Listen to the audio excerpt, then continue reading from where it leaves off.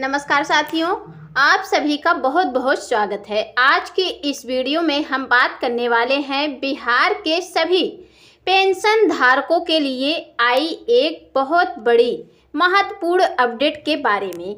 अगर आप या आपके परिवार में कोई भी व्यक्ति वृद्धा पेंशन, विधवा पेंशन या दिव्यांग पेंशन का लाभ ले रहा है तो यह जानकारी आपके लिए बेहद ज़रूरी है।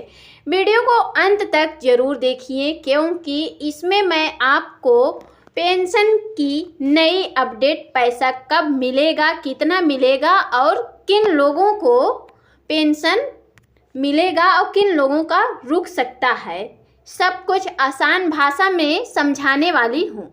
सबसे पहले बात करते हैं तो पेंशन की राशि को लेकर। पहले बिहार में पेंशन की राशि मात्र 400 रुपये हुआ करती थी, मिला करती थी। इसके बाद सरकार ने इसे बढ़ाकर 1100 रुपये कर दिया, जिससे लाखों लोगों को राहत मिली। लेकिन अब लोगों के मन में एक बड़ा सवाल उठ रहा है कि क्या पेंशन की राशि और बढ़ेगी क्या, या 2000 या 3000 या 3500 रुपये तक के कर सकती है, किया जा सकता है।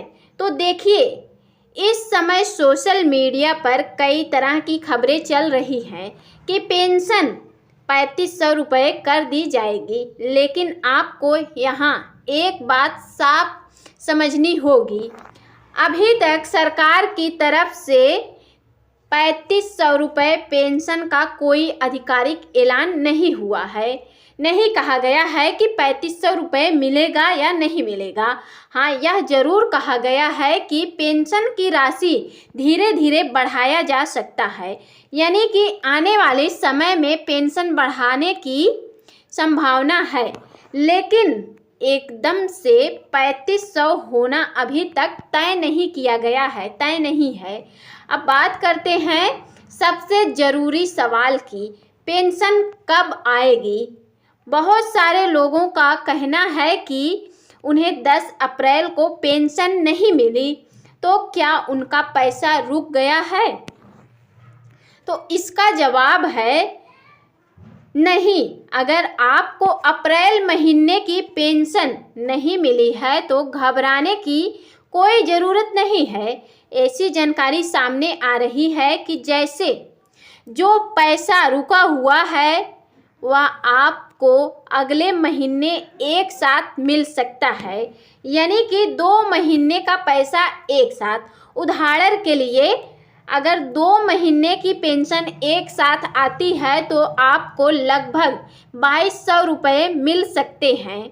अगर 3 महीने का पैसा एक साथ आता है तो करीब 3300 रुपये तक का हो सकता है, मिल सकता है।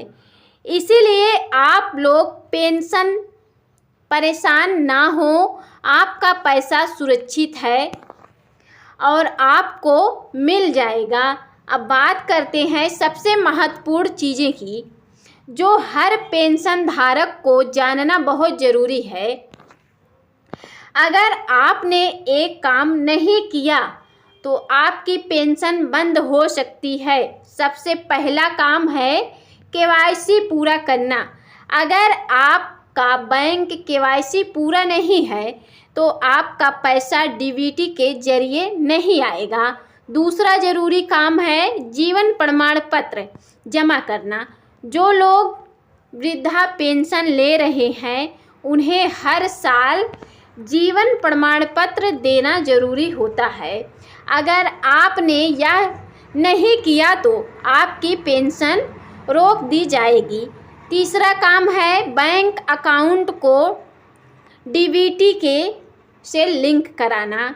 अगर आपका खाता डीबीटी से लिंक नहीं है तो सरकार सीधे पैसा ट्रांसफ़र नहीं कर पाएगी। अब अगला, अलग अलग पेंशन के लिए ज़रूरी दस्तावेज भी समझ लेते हैं। वृद्धा पेंशन जीवन प्रमाण पत्र ज़रूरी है। विधवा पेंशन, पति का मृत्यु प्रमाण पत्र जरूरी है। दिव्यांग पेंशन, विकलांगता प्रमाण पत्र जरूरी है। अगर इनमें से कोई भी दस्तावेज अधूरा है तो आपका पैसा अटक सकता है, रुक सकता है। अब बात करते हैं एक और ज़रूरी मुद्दे की। गलत तरीके से पेंशन लेने वालों पर सख्त सरकार की तरफ से अब जांच भी शुरू की जा रही है।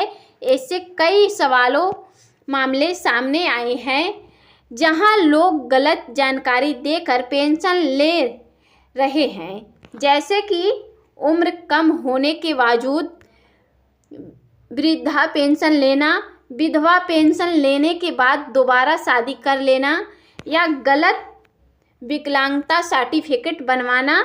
ऐसे मामलों में सरकार कार्रवाई कर रही है और पेंशन बंद भी किया जा सकता है। इसीलिए अगर आप सही तरीके से पात्र हैं तो ही पेंशन लें।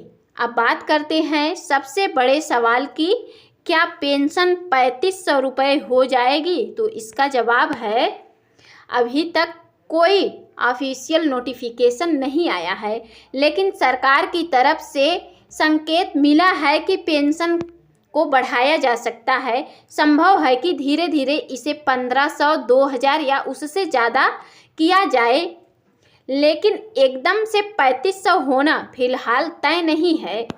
अब आप लोगों के लिए कुछ ज़रूरी सलाह, अपनी केवाईसी तुरंत अपडेट कराएं, जीवन प्रमाण पत्र समय पर जमा करें, सभी ज़रूरी दस्तावेज तैयार रखें, अफवाहों पर ध्यान ना दें क्योंकि सोशल मीडिया पर कई लोग गलत जानकारी फैलाते हैं जिससे लोगों को नुकसान हो सकता है।